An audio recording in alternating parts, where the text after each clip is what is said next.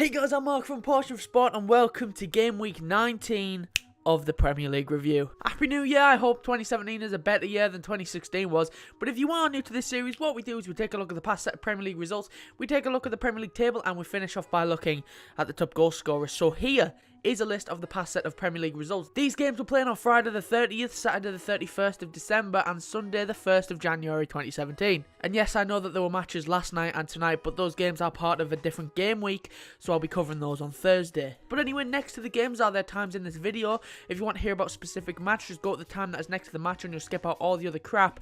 But without further ado, let's get into our first game. We start with Chelsea versus Stoke. Chelsea were knocking on the door for the first 30 minutes and they deservedly took the lead 35 minutes into the match through one of their centre-backs, Gary Cahill. It came when Cesc Fabregas whipped in a corner from the left, and on the end of it was Gary Cahill who put a bullet header past the keeper. But Stoke would equalise 1 minute into the second half when Charlie Adam floated a ball into the box from a free kick. Peter Crouch does what Peter Crouch does best and nods the ball down into the box, and on the end of it was defender Bruno Martins Indy who fired home for his first goal for Stoke. But Chelsea would retake the lead 10 minutes later when Victor Moses twists and turns inside the Stoke box. He then played the ball to Eden Hazard who lays it off first time for Willian who puts the ball past Lee Grant. But this game was mad as 10 minutes later Stoke would equalise yet again when Peter Crouch got on the score sheet. It came when Chelsea can't get the ball clear and Bojan played the ball to Mame Bayram Diouf who then squares the ball to the skyscraper of a man who smashed the ball high into the net. And this is the first league goal for Peter Crouch since May 2015. But less than a minute later, Chelsea would take the lead yet again, and it was Willian who got his second of the match. It came when Cesc Fabregas played in the Brazilian on the right-hand side of the area, who smashed the ball past Stoke keeper Lee Grant. And in the 85th minute, Chelsea would put the game to bed as they got their fourth, and Diego Costa got a well-deserved goal. It came when Charlie Adams' attempted clearance is picked up by Costa. He got past Bruno Martins Indy and fired the angled shot past the keeper. And that's how the game would end. Chelsea deserved winners, but fair play to Stoke for getting two and giving Chelsea a fight. But with this result, Chelsea have now won 13 league matches in a row, which has tied them with the Arsenal side dubbed the Invincibles, who did it in 2001 and 2002. A win midweek against their London rivals Tottenham, and they could be considered the best Premier League team ever. And we move on to Watford versus Tottenham. Tottenham were all over Watford in the first 30 minutes of this one, and I'm quite surprised it took them that long to get the first goal, when in the 27th minute they went ahead through Harry Kane. It came as Dele Alli takes a shot that smacks off of the crossbar. It falls to Kieran Trippier who slips a brilliant ball through to Harry Kane, and on his 100th Premier League appearance, the Englishman was able to beat Aurelio Gomez at the near post. Hang on, something I've just noticed, didn't Gomez used to play for Tottenham? Or am I just mad? I think I'm crazy. He did, I knew he did. And Tottenham would double their lead only 5 minutes later when Harry Kane got his second of the match. It came yet again as Kieran Trippier assists Harry Kane, but this time Trippier whipped the cross in from the left, and on the end of it was Harry Kane on the volley to double his tally for the game and double Tottenham's lead at the same time. And less than 10 minutes later, Spurs would arguably put the game to bed in the first half when Harry Kane crossed the ball in, and Younes Kabul had a nightmare. He swipes at the cross and put the ball straight into the path of Dele Alli, who fired home for 3. And 1 minute into the second half, Dele Alli would get his second and Tottenham's fourth in their demolition of Watford. It came when Sebastian Prado gave the ball away and Harry Kane crossed the ball in for Dele Alli, who poked the ball home. But Watford would get a consolation goal in the 92nd minute when their centre-back Younes Kabul got on the score sheet. It came when a Watford free kick that is sent into the box turns into a scramble, and it ends up with Younes Kabul poking the ball over the line, and Hugo Lloris's clean sheet bonus was dead and gone. Did Younes Kabul used to play for Tottenham as well? Let me Google that one as well. He did! And that's how the game would end. Tottenham were world class and Watford had no chance in this game. But with this result, Tottenham were lifted above Manchester City because of the Liverpool game, and they went ahead of Arsenal, with Arsenal still to play later on the Sunday. And we move on to Burnley versus Sunderland. The first goal in this one came in the 31st minute, and it came to Burnley, but we need to give a massive assist to both of the Sunderland centre-backs. It came when John O'Shea and Papi Djilibodji have a communication error, and they both go for the same loose ball. The ball ends up hitting John O'Shea on the shoulder, bouncing back towards his own goal, and it falls to Andre Gray, who runs in on goal and powers the shot past Vito Mannone. And 5 minutes into the second half, Andre Gray would get his second as he doubled Burnley's lead, but we again need to give a massive assist to Sunderland's defence, but this time it's the goalkeeper. It came when a tasty ball was hit forward for Andre Gray, who was able to hold off Papi Djilibodji. He then got the ball before the keeper and then tapped into an empty net. But for some reason, the Sunderland keeper Vito Mannone came off his line to the edge of the penalty area when there was really no need for it. Yet again, another horrible defensive mistake. And that's coming from a Liverpool fan. Trust me, I know defensive mistakes. And 2 minutes later, Burnley would put the game to bed when Henrikh Mkitariyan got his hat-trick. It came when Sunderland substitute Stephen Pienaar somehow stands on the ball, and then Burnley counter as Ashley Barnes plays the ball into Gray, who put his shot past Manone into the bottom corner. And how about this for a stat?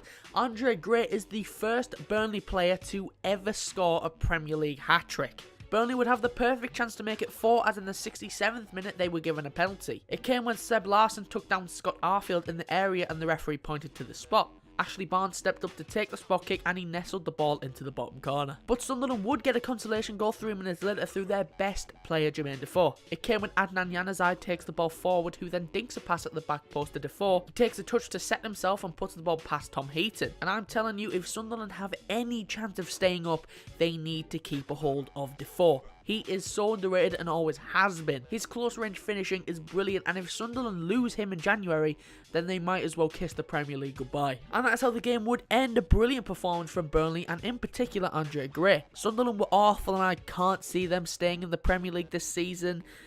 Nothing else that I can really add to this one apart from good job Burnley, and Sunderland fans, try and block this day out with alcohol. Trust me, it works. And we move on to Hull versus Everton. Hull came out of the blocks blazing and they deservedly took the lead only 6 minutes into the match through their captain Michael Dawson. It came when Curtis Davies flicked the ball on and the ball found its way to Dawson just outside of the 6-yard box and he smashed home the ball. And it looked like they were going into the half-time break ahead for one of the few times this season. But it wasn't to be, as Everton had a corner in the 45th minute. Kevin Morales whipped the ball in. Hull keeper David Marshall came out to try and punch the ball away from his goal, but he was under pressure and ends up punches the ball into his own net, and Everton were gifted the equaliser on the brink of half-time. But Hull would retake the lead 20 minutes into the second half through a Robert Snodgrass free kick. It came when Leighton Baines barged into Harry Maguire and Robert Snodgrass stepped up to take it. He got the ball over the wall and into the top corner for a worldie of a free kick. But Everton would equalise for the second time late into the game when the Hull defenders go walkabouts and Leighton Baines put the ball into the middle onto the head of the unmarked Ross Barkley and he headed the ball home from close range. And that's how the game would end. If I was a Hull fan, I'd be so disappointed, as in my opinion, they should have won this game. If it wasn't for the 2 sloppy goals that they conceded, then they would have won, and they need to sort that defence out if they want to stay in the Premier League. But this result lifted Hull off of the bottom on Friday with all the other teams still to play at the weekend, and Everton stayed put in 7th. And we move on to Manchester United versus Middlesbrough. Manchester United were all over Middlesbrough in this one, but they couldn't find their way through, as Borough did a solid job of fending off most attacks that came their way. And in the 66th minute, the first goal would come, and it was against the run of play, as Borough took the lead through Grant Ledbetter. It came when Callum Chambers put the ball into the United box, and on the end of it was Alvaro Negredo, who heads the ball down into the path of Ledbetter, who sets himself before smashing the ball into the net. But Manchester United would equalise in the 85th minute through Anthony Martial. It came when Paul Pogba played the ball forward onto the head of Zlatan Ibrahimovic, who knocked it down to Martial, who was able to slot past Victor Valdez. And only a minute later, Manchester United would complete the comeback when they took the lead. I'm fucking dying. It came when Juan Mata played the cross into the box. The cross is met by Paul Pogba, who heads the ball into the top corner. And that is how the game would end. An unfortunate result for Middlesbrough, as they did give it their all, and they did well to fend off attack after attack from United. But United were able to get back into it, and they have won another game now. How many is that in a row? Like 5, 6? I don't really care. And we move on to Swansea versus Bournemouth. After sacking their manager last week, Swansea were in desperate need of a win to try and get the squad mentalities back on track.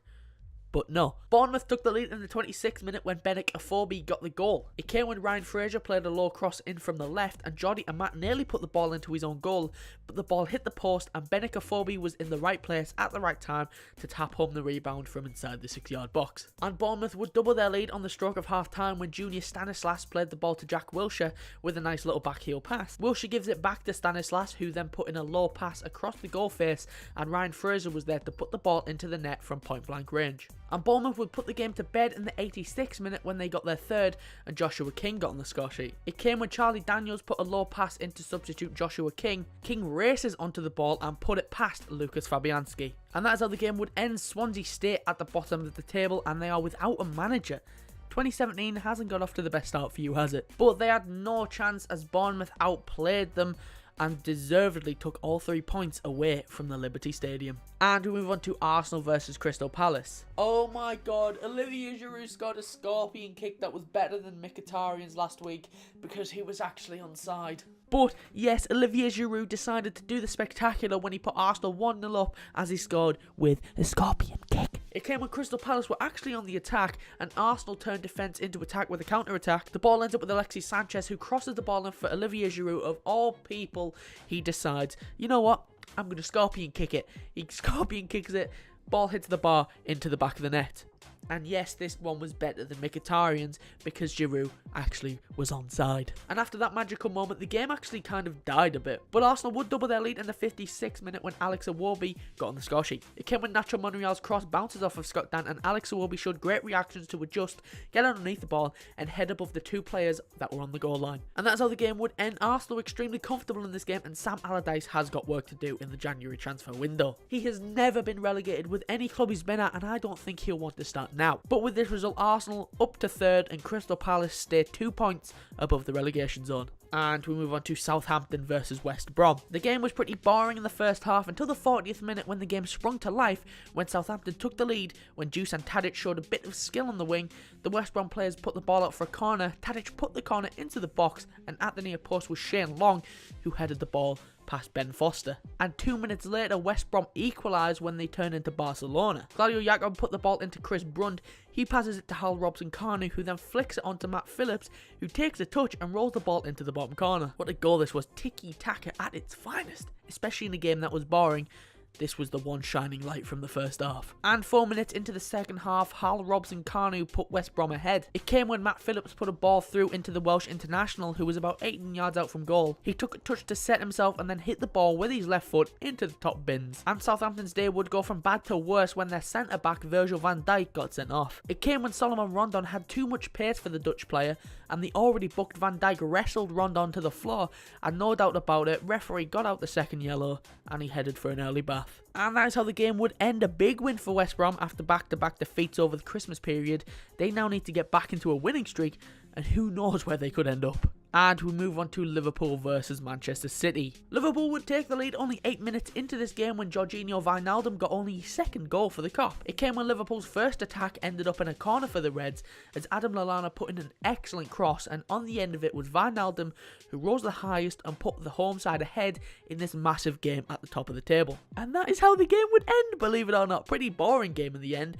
But in the second half, Manchester City were the better side, even I'll admit that. But their big players like Kevin De Bruyne, Sergio Aguero, Yaya Toure, they just didn't seem to be up for it. They had shots on target, but none of them really challenged Mignolet in goal, and he had quite an easy game. Also, I'd just like to point out, every time Raheem Sterling got the ball, they booed the ever-living shit out of him.